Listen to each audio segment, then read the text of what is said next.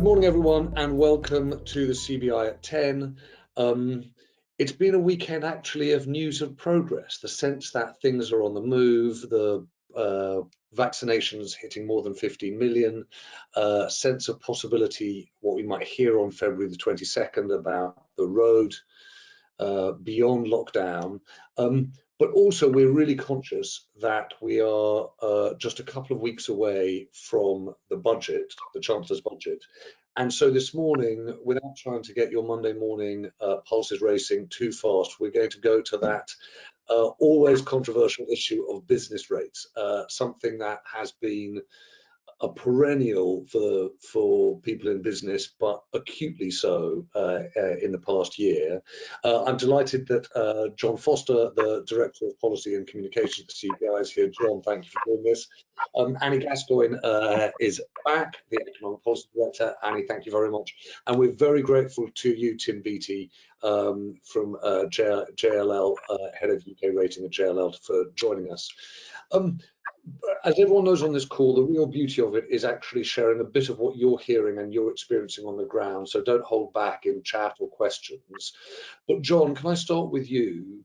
Will you just give a read, if you like, of what the implications are for the news over the weekend and how the CBI is trying to square, emerging expectations of the move beyond these lockdowns with the sort of obviously quite cautious approach that we're still hearing from government? Yeah, of course. Good morning, James. Lovely to be here, and morning, colleagues. I hope everyone had good and restful weekends. James, before I get into the sort of nuts and bolts of what we read and listened to over the weekend, I'm just going to revisit, if I may, a topic that I know Tony has picked on a number of times during this series, which is the idea of business at the service of the nation. And we've spoken about this many times before, the ventilator challenge, the production of hand sanitizer.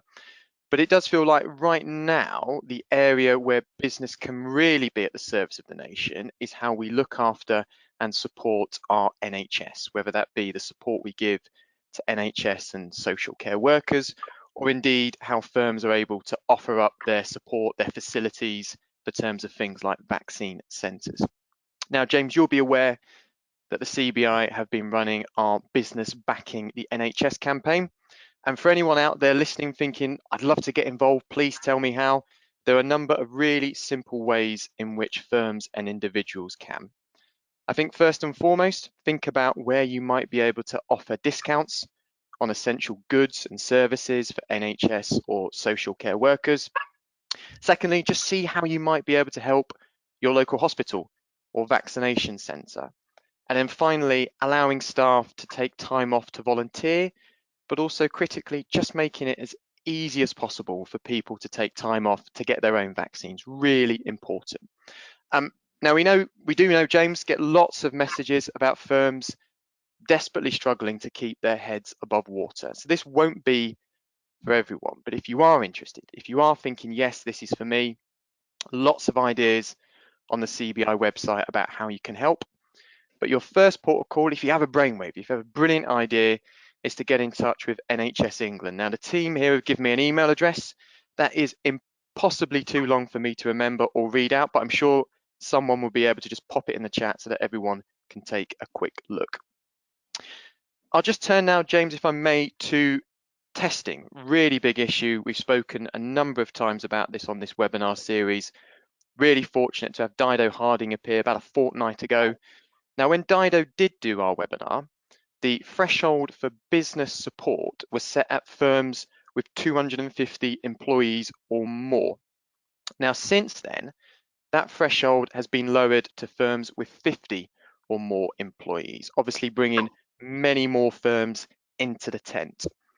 We've also seen some further developments in the last week, which have been incredibly important on workplace testing and the support available for firms.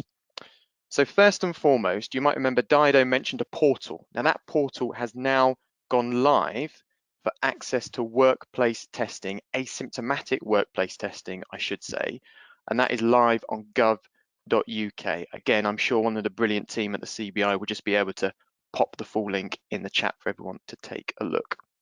Now that portal will act as a service to provide firms with all the forms they need to order rapid lateral flow tests. Now, if you're thinking, am I eligible? What's the criteria? It is incredibly simple. So you just need to be a business that is registered in England.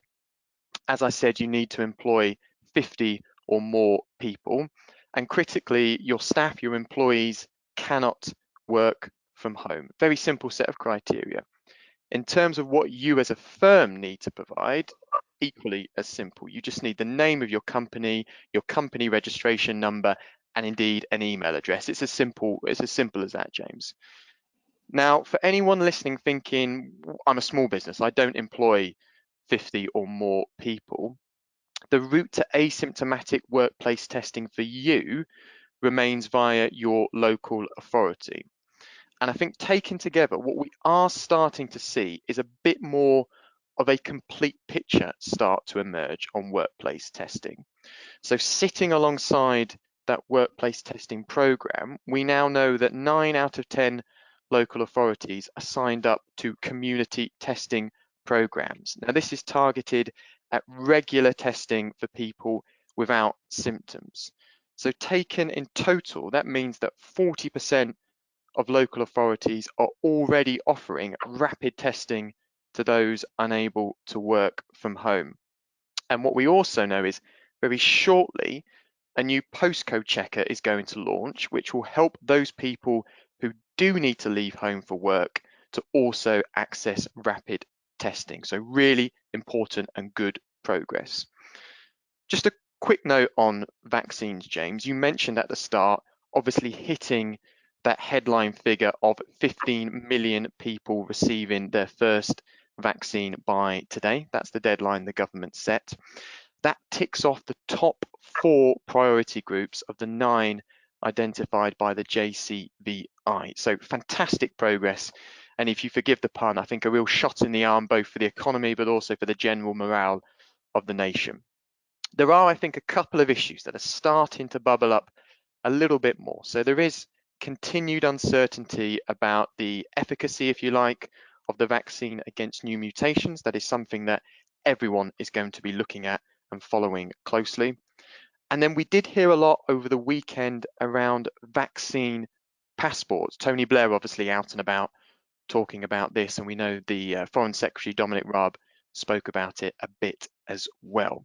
It does feel like any development in this space is going to require international cooperation. If you have something akin to a certificate for yellow fever for coronavirus, it needs to be developed globally. But clearly, I think domestically, there are a few concerns, understandably, around data, around the potential for exclusion or discrimination.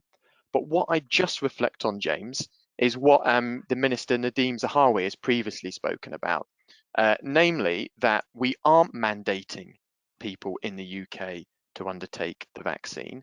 So to then mandate them to have a certificate feels slightly contradictory. At the same time, what we don't know, James, is just how efficient the vaccine is going to be in terms of stopping, I should say, the spread of transmission. We know the efficacy when it comes to things like reduced hospitalizations, reduced deaths, but the science and the evidence still needs to go a little bit further to give us that real hard data when it comes to transmission impact, but something that we are certainly keeping a close eye on. And then finally, James, you mentioned at the start the Prime Minister's roadmap. So he's due to unveil the plan, if you like, a week today on the 22nd. I think with typical sort of Boris Johnson enthusiasm, he was out there talking about being optimistic, perhaps not doing a brilliant job in just managing expectations for firms and individuals, but we can, of course, admire his enthusiasm. What we do know is that this week is actually a really important week for the roadmap, because this is the week when the government is collecting all of the data that it will use to inform, if you like, the staging posts and the dates of that roadmap. So this week, the data the government is looking at touches on things like hospitalizations, vaccine numbers, and as I've just spoken about, the uptake of community and workplace testing. So a big week, James, in terms of the data that's going to inform that roadmap announcement next week. John, thanks so much for that. It's really helpful, as you say, kind of go around the houses and get across all the relevant issues. Just a couple of things to check on. If this reduction in the threshold, that's a really big thing. Lots of companies won't be aware of it.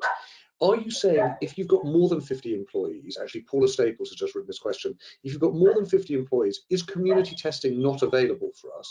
Do you have to adopt workplace testing? I assume not, but I wanted to check.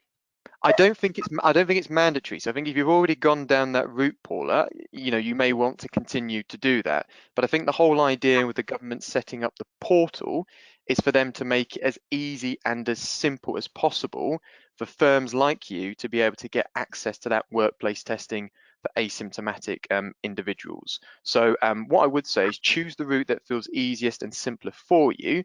But there is now obviously that kind of, if you like, government sponsored route that you'll be able to follow via the portal. And as I mentioned, the kind of criteria for access and the criteria for registrations are incredibly simple. So perhaps take a quick look via that email address that the team will have posted. And then just one other pick up, John, on vaccine passports. I noticed the government, I noticed Hancock this morning on the radio had changed the language rather shrewdly to vaccine certification, i.e. some kind of. Yes. What's the CBI's position on this? Do you want businesses or business people who need to travel to be able to have some easy proof of vaccination? It's a good question, James, and I think there is almost a distinguishing factor between certificates and passports. So, listen, the idea of something a bit more formal that allows people to travel to different countries clearly feels like it could be a significant step forward for the international travel market, and that's something that needs to be conducted across the globe. We know obviously that Grant Shapps has been looking at this and has been in discussions, and the Foreign Secretary sort of gave also similar indications over the weekend. In terms of domestically, now clearly you do get a little card once you've had your vaccine. That is in effect a certificate, not a passport. I think obviously being able to utilize those does have some merits, but I think what we want to be really careful of, James, is that ability for exclusivity or discrimination. And I think that is something that, particularly in the UK, we'd be very alive to. We are not typically a card or paper carrying nation. So I imagine that we would want to tread quite carefully on that. And to be honest, James, if firms listening in have views on the efficacy or the value or how valuable it would be to go down that certificate route, then please do let us know. The more evidence that we can give back into government on this topic, the better. But I don't think we're quite there on a firm yes or no decision yet. Okay, John, thanks very much. And Alice has kindly put both that NHS contact email in the chat, but also the contact email for the testing, the contact email at Bayes. I'm going to turn, because before we know it, believe it or not, we're going to run out of time to talk properly about business rates. And so, Annie, I'm going to turn to you if I might. Annie, can I just frame it that Graham Lancaster in the chat has actually given one of those sort of helpful reminders for us not to be too philosophical. So Graham has written this: medium to long-term business rates review is long overdue and all very interesting, he writes. But most of us are still in survival mode. So the only thing that is on my agenda is how to get business rates relief for an office-based business where we haven't been able to occupy our offices for 12 months and we pay £90,000 per annum and our rateable value is too high for any grants. So shall we start where Graham's at, which is in the here and now, looking at March the 3rd, the Chancellor's budget. What's the CBI pressing for in the near term on business rates? Sure. Thanks, James, and thanks for that question. I think that's absolutely a really interesting and important question, because we've got to remember, like as you say, that so many firms are still in survival mode.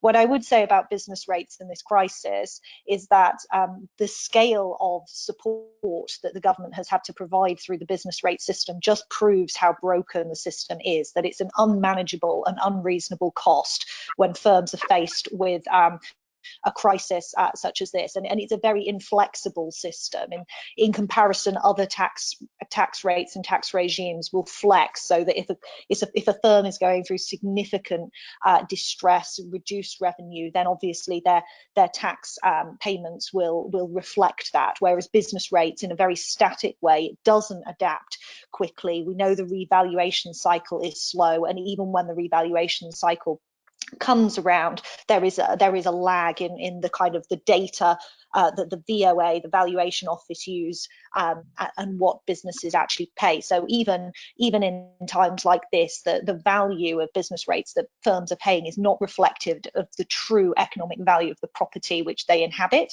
So that is first and foremost, I think, a key lesson from the crisis. I think in terms of that question about where the budget can help other firms, I think we know that there's lots of businesses that haven't received business rates relief throughout this crisis, and the nature of the relief that has been given has been focused on kind of retail, hospitality and leisure, even when there might be subsectors within that haven't seen revenues drop dramatically. I think what we're calling for is, first of all, there can't be a cliff edge for those businesses that are continuing to struggle with revenue and cash flow as we reach the kind of the reinstatement date of next year's business rates regime. So we need something to soften that. And in the first instance, a simple 3-month extension of business rates relief for closed businesses within those sectors needs to happen to give some certainty that those rates are not going to be imposed. And then I think we finally need to address the challenge that the CBI has been talking about since the very start of this pandemic, which is it isn't just your hospitality and retail businesses that are affected by high business rates, but it's lots of other sectors too, including the supply chain businesses that support those. You think the laundromats, the food distribution companies, perhaps even those businesses that are servicing, the business-to-business community who might be using office space. There's a wide variety of businesses that have been affected by this. And I think the discretionary grants that have been introduced, whilst at the local authority level, whilst helpful, we are hearing that there is that delay and that uncertainty about how different local authorities are applying that. So what we want to see is business rates relief extended on a needs-based basis to businesses that are continuing to struggle across a wider variety of sectors. We also know that there is that kind of possibility that if you're a business that hasn't used your occupied space, then you can approach the VOA around rates relief, or your local authority around rates relief, and also the grant scheme. So we're actively working on that in the here and now in terms of softening that cliff edge as we head towards in particular, a cliff edge in liabilities towards the end of April and start of May. And Annie, can you just give us a flavour of who is really struggling with business rates? I had a call with John Holland-Kay, the chief executive of Heathrow, last week. Heathrow is not a small or medium-sized enterprise, and they are really dealing with what he says is I think £109 million bill on business rates. It's a colossal problem for them. So it's obviously some big businesses and some small ones. Are you hearing from CBI members across the board on business rates, or is it in particular sectors, particular sizes, particular places? Yeah, I mean, it is across the board. I think clearly larger businesses have other avenues to support cash flow in the short term than, say, smaller businesses. So their ability to raise capital is slightly easier. That said, they also face much higher costs than smaller businesses. And I think airports is a really good example of a sector where actually, and what I've heard from the airport sector is, once you've got an airport open, there is a minimum level of fixed costs that you just have to pay, where no matter how many passengers you have or how much freight you have transporting through that airport, there is a minimum cost base that needs to be covered. And with passenger volumes down by somewhere between 80% of normal levels, that means that the revenue is just not there to cover those costs. So clearly airports is an area. There was the support scheme on business rates that was announced at the back end of last year for airports, but we know that for those larger airports, it just isn't sufficient to cover those enormous business rates bills that they've been carrying throughout the whole of 2020 and now into 2021 when passenger numbers are still massively depressed. So I think airports is clearly an area. Within the CBI's budget submission, we're asking for that support, that particular support for airports to be extended again, but also to change the criteria about eligibility and how much each airport is eligible for, because we know that the larger airports are still suffering with very large business rates bills. And I think part of the challenge there is, yes, smaller airports are more at risk in terms of their sustainability, but actually those larger airports are really important for our kind of future and long-term connectivity, global connectivity, not just for passengers, but also critically for freight and trade. So airports, yes, I think is definitely a sector that we're hearing loud and clear. Hospitality, non-essential retail, the obvious in terms of those continuing to be shut at present, subject to any revisions that we might see in the coming months, but critically the supply chain.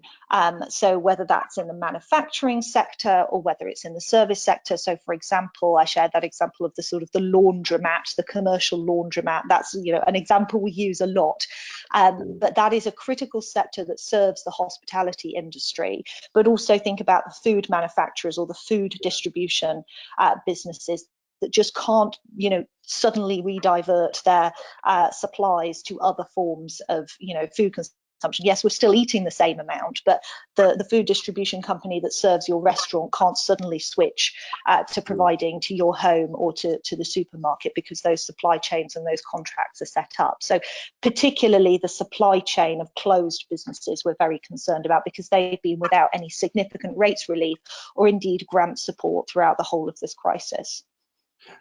Annie, can I just play back to you one point that's been made, Daryl Davidson makes, which I'm sure there'll be others on the call probably quite sympathetic to say that to extend business rates relief for 3 months for closed businesses is not going to go far enough. And so why are you choosing to push for 3, not 6, possibly even 12?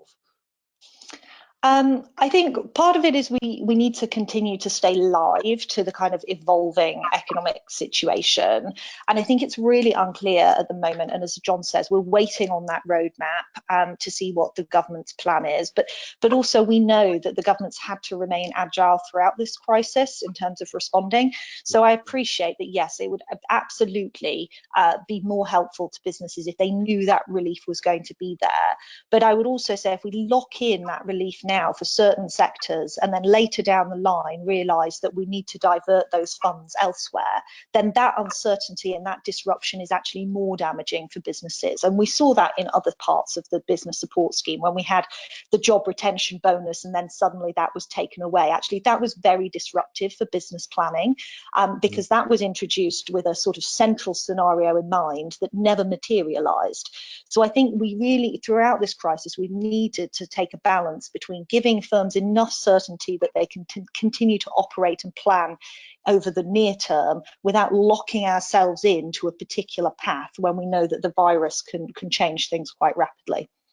Okay, Tim, BT, but thank you for your patience and apologies for keeping you waiting. But Tim, will you just pick up on the point that Annie was just making there about the kinds of businesses that are being affected? And I wondered amongst JLL clients who you're hearing from and what they're saying about business rates.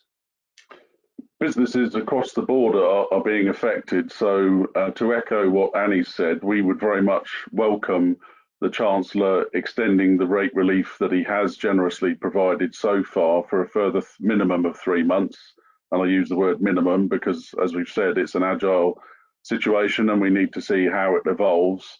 And perhaps a more targeted or nuanced approach. The rating list does contain descriptions of properties that may be able to be used as a way of targeting the relief. We all know that the supermarkets decided to pay back the relief that they were given, and they're described in the rating list as supermarket and premises. So some work around targeting the relief may also work. The other big thing we would want to see is those sectors where there is no relief. There's a huge volume of rating appeals out there, 500,000 and counting, that are currently being held in abeyance. The discussions with the Valuation Office Agency are on pause, and they have been since before Christmas. The government really needs to step in and instruct the VO very clearly to get on with those discussions immediately, because the sooner we can get discussing them with the VO, the sooner we can reach an outcome, and those appeals could lead to some significant backdated reductions for businesses. And in the meantime, businesses are going under, so they really need to deal with that immediately and get on to it straight away. And Tim, forgive me, but presumably the problem they've got there is just a very practical one, which is the valuations process involves people meeting people, seeing premises, having the necessary staff to deal with that kind of backlog.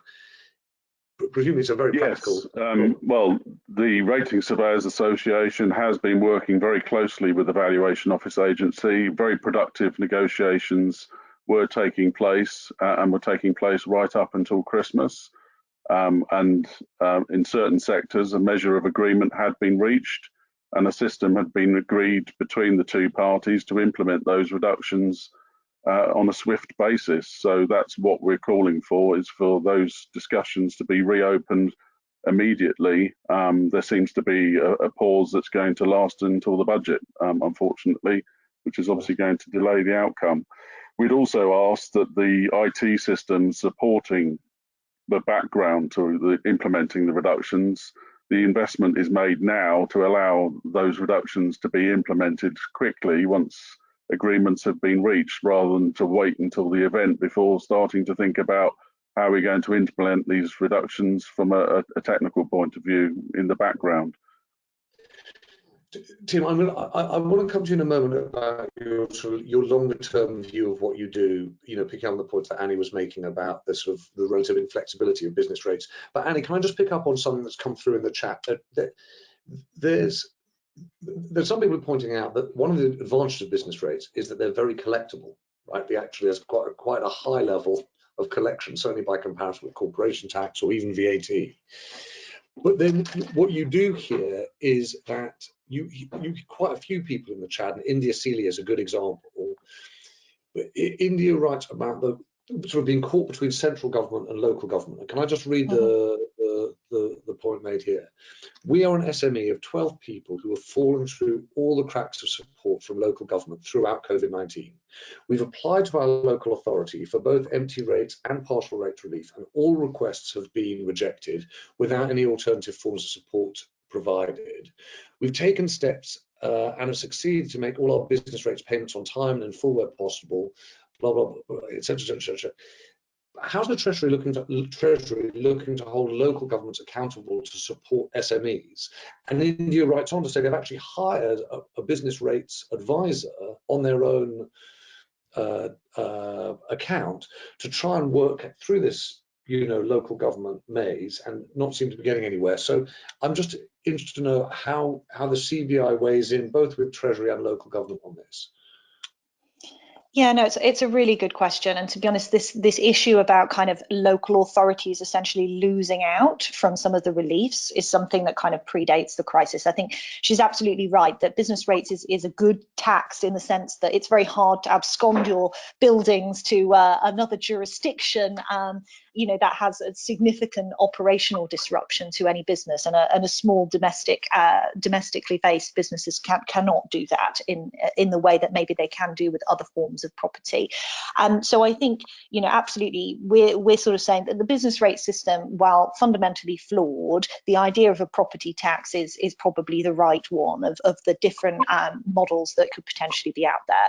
In terms of this question, particularly about partially occupied and empty property relief, we know that's an issue, and that whilst those exemptions exist, so if you have an empty property or a partially empty property, you can apply for relief for that period, which is absolutely critical, particularly when you think about businesses that are making upgrades in normal times and are not getting true economic use out of that property. Then giving them relief from business rates is absolutely makes sense. The challenge, of course, as pointed out by that question, is that it's up to the local authority's discretion. And at times when local authority finances are squeezed, even pre-pandemic, the tendency that we hear is clearly that there isn't the incentive for them to grant that relief, even when, if you look at things over the long term, allowing that business to stay viable, or to, in some cases, we've had examples of a kind of a warehouse who's saying, well, I'm not going to fill up half my property or let out half my property because I'll start having to pay full business rates on it, because I won't be able to get partially occupied relief from my local authority. But if I leave it completely empty, I don't have to pay anything. I mean, that is a very perverse incentive, because that is economic activity that could happen that isn't happening. So I think one of the things that we've called for a while is that there needs to be clearer guidance about situations in which local authorities should be giving that relief, and there should be a more automatic system rather than leaving it purely down to the discretion of local authorities, which you know, in a cash constrained environment, you can understand the tendency of local authorities not to want to lose out on revenue short term. And then in terms of fundamental reform and this issue around local authorities, all of the sort of reforms that we're calling for, particularly around introducing relief when businesses upgrade their property, we absolutely want those to be revenue neutral to local authorities. Local authorities shouldn't be missing out on revenue because of the central scheme has determined that businesses should be getting rates relief. So it is an existing tension, and I think there absolutely is a role for the Treasury to set in place proper frameworks so that local authorities aren't disincentivised from taking decisions that over the medium to longer term are kind of advantageous to that local economy, but mean they lose out on revenue in the short term. Yeah. Tim, can I ask you to answer the sort of the longer term question? So Yeah. you get your half hour in front of the Chancellor to say, okay, this is fundamental business rates reform. What would you propose? Just quickly before I do that, can I just cover the short-term one? So we're very much aligned with the CBI in terms of our thinking that the relief should be extended for a minimum of 3 months. We've also called for the government to instruct the VOA to get on with the negotiations on those sectors that aren't benefiting from relief. The other thing that we would like the Chancellor not to do is to postpone the revaluation again, because if they were to do that, it's just going to embed the unfairness that's currently ingrained in the valuations that we have that date from 2015 in terms of the valuation date. I think the industry accepts that April this year, which is set to be the valuation date for the next revaluation in 2023, is going to be a very difficult date on which to value properties. But what the government should be doing is instructing the VO to move the valuation date, or introduce legislation to move the valuation date closer to the revaluation. So in Scotland, the revaluation is also taking place in 2023, but the valuation date is going to be the 1st of April 2022. So if they can do it in Scotland, they should be able to do it here in England as well.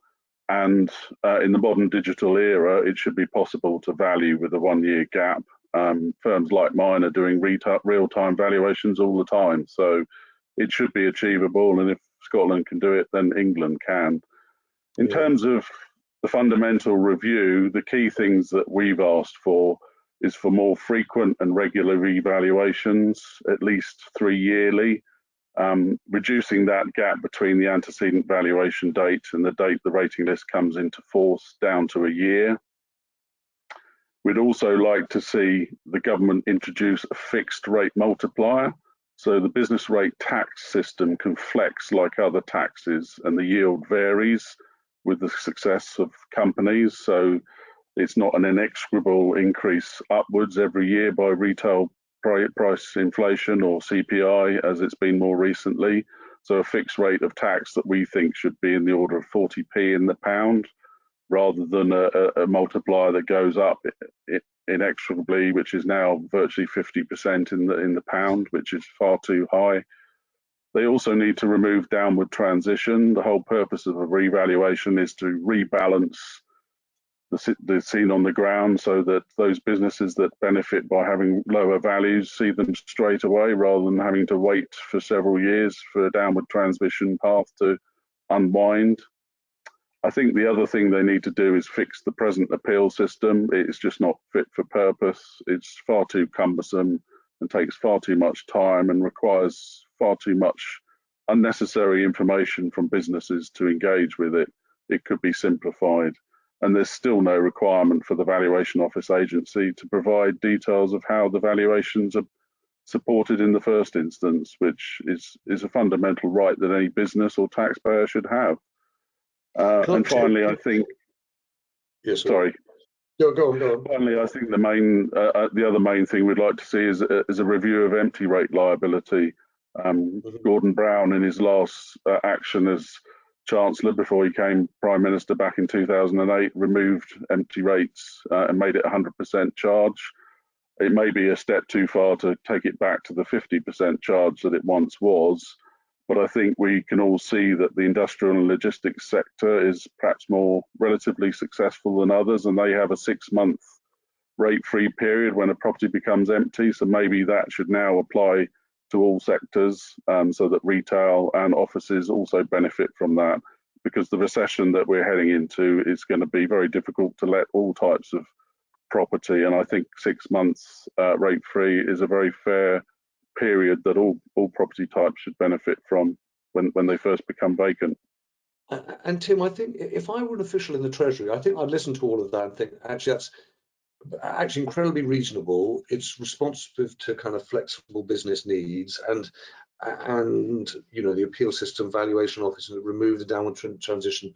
The thing that I would worry about is moving to the fixed rate multiplier, because the worry I'd have is this is one of my most lucrative and reliable sources of revenue. And if I move to a fixed rate multiplier, have I essentially hemmed in future revenue from business rates? So how would that work in a way that actually you were going to be able to levy enough from businesses, particularly those working in lucrative sectors that were doing well? Well, a fixed rate multiplier is the same as what you have with any other tax system. So what's happened is that retail price inflation has outstripped property value growth and the addition of new properties into the system. And that's seen the rate multiplier increase from the last time we had a fundamental review in 1990, when it was 34.8%. It's seen it increase to 49.9%, which is a 43% uplift in the rate of taxation. Over that same corresponding period, the rate of corporation tax also started at 34% in 1990, and it's now 19%. So that's a 44% fall over the same period that the rate of tax for business rate is increased by 43%. And the level of property tax in the UK is the highest in the OECD. And in 1990, it represented 3% of GDP, and it now represents 4.2% of GDP. So again, it's gone up by 40% over that timeline. So the level of tax is just too high, and it's become unsustainable, which is why we have the problems that we have. And I think the government has just got to bite the bullet and accept there needs to be a fundamental drop in the yield from this tax. In terms of your question, I do think that new properties coming into the mix, obviously revaluations, if the country's doing well, then property values will go up. They may not keep in line with inflation, but that's the underlying nature of the tax and what you're taxing. So if property values outstrip those of inflation, then the government will be the winner. So I do understand that business rates has been a great hedge for them over time, but it's just been an unsustainable path. And over 30 years, it's just come to fruition. And Tim, thank you. Well, let me put this back to Annie, and this is, I think, the really big and difficult point. We've seen, you know, overall government borrowing north of £2 trillion, edging around 100% of GDP. People will be sympathetic to the argument that businesses are facing the toughest conditions they've probably ever faced. This is no time to be imposing the problem of business rates. But the Treasury will be saying we also have a 2020s problem, which is finding the revenue that is going to help us pay down this debt, or at least service this debt. What's the CBI's answer to the question, okay, we're going to be able to find some reform to the business rates, but you're going to have to help us figure out new sources of revenue? Yeah, no, I think it's a really important question. I think the point is that yes, I mean everything that we're proposing, and I'm not going to hide from that, is it is going to cost the government some money in the short term. But I think the absolutely overwhelming, as an economist, the overwhelming argument for me for reform for business rates is the impact it could have on business investment. And if you look at business investment, we are underperforming relative to the G7 as an aggregate in the UK. Business investment in commercial premises has fallen significantly, but it still represents over 50% of all business investment. So as we look to recovery, business investment in buildings and plant and machinery as part of those buildings is going to be really important for recovery. And just last week, we saw the Resolution Foundation come out with their own analysis, which showed that actually business investment is critical over the kind of 5 years post a crisis in terms of building that kind of future capacity and economic growth. So when you have business investment, that grows your tax base across the board. If you have businesses investing in property, there will be jobs associated with that. So they get income tax, employment tax. Also, if business investment leads to greater profitability, of course, they get corporation tax, or indeed, if they get greater sales, they get VAT. So it's absolutely critical that we get businesses investing, and we've seen a massive decline in business investment over 2020. I think it's upwards of 10% decline in business investment. And I think the other thing I would say about business investment in property in particular is linking it to net zero. The Committee on Climate Change, their sixth carbon budget, says we need to invest £110 billion between now and 2050 in our public and commercial buildings in order to meet net zero. That is a huge amount of investment in energy efficiency, all of which is actually disincentivized by the business rates regime. Because if you make an upgrade to your property, say installing energy efficient lighting, because that's a fixed piece of equipment, or installing solar photovoltaic panels on the top of your building, that actually increases your business rates liability. And the benefit you get from that, say energy efficiency in terms of reduced energy bills, that is something you feel over time. So it really reduces the payback from those investments. Annie, Sorry. why does it increase your business rates liability? Because it increases the value of the property. So if I go and spend, £1,000 on a new set of solar panels, then that increases the rateable value. So, and then you apply a 50% tax on that. You're paying more every month in business rates. Okay. Which is a very perverse incentive, I think. Very perverse indeed. John, I want to come back to you. I want to just log one thing with you, which is sort of to chew over inside the CBI, not necessarily for answering now, because it's quite a tricky one, but it was just Sina Aziri wrote in to say, aside from the business rates relief need, there's inconsistent information and lack of guidance on the state aid cap, which is causing major issues in getting grants and CBILS loans. Sina writes, the EU amended the temporary framework 3 times in the last 3 months, but nothing has been reflected to the UK government guidance. So how is, or I imagine could the CBI be making sure that it's communicating this with the UK government? Anyway, you had a point to make on business rates, John. Yeah, I did. Thank you, James. I mean, just to say that Annie's absolutely right. The goal here needs to be how can we increase investment? And political parties of all persuasion haven't really grappled with this when it comes to business rates, because they've always tried to make any changes revenue neutral. And it feels like potentially the change this time is that the government might be prepared to look outside of that, to look at things that do cost. So the grit in the oyster then becomes, well, how do you backfill the cost to the Treasury? And I think for our perspective, and I will avoid Annie's eye at all points during this point, our kind of message back is, now is not the time for the government to introduce new taxes. And I almost think about it, James, as imagine that the Chancellor or the Treasury are the kind of directors of UK PLC, and you wanted to make an additional change to almost compensate for that lost revenue. What are the things you should be thinking about? I think first and foremost, you'd want to make sure that any change promotes and doesn't undermine the competitiveness of your product, that's UK PLC, on an international stage. I think secondly, it needs to be in keeping with the long-term strategic vision for your product. That's what is our economic vision for 2030, as Tony has outlined. And I think third and finally, and that's why I started with no new taxes right now, anything that you do introduce needs to be done with careful consideration with your stakeholders. That's business. And there needs to be a pathway that ensures any change is properly mitigated so that everything's considered in the round. So you're not simply trying to rob Peter to pay Paul. You make a change to business rates, but then you end up acting as a disincentive to investment elsewhere through a tax change that might be poorly thought out or doesn't have enough time for business to be able to adapt to. John, thank you. That is, I sense now we're going to have a fair few conversations between now and March the 3rd, and probably even more on the other side of March the 3rd about exactly these questions about taxation now and longer term taxation in the future. I see that we're out of time. I just wanted to say a serious thank you to Tim Beattie for making the time. Thank you, Tim from JLL, for joining us. Thank you again. Great to see you, Annie, as well. John, very good to see you too. Andrew Heatherton was keen to point out that improving your lighting does not increase an assessment. So Andrew, thank you for pointing that out to us.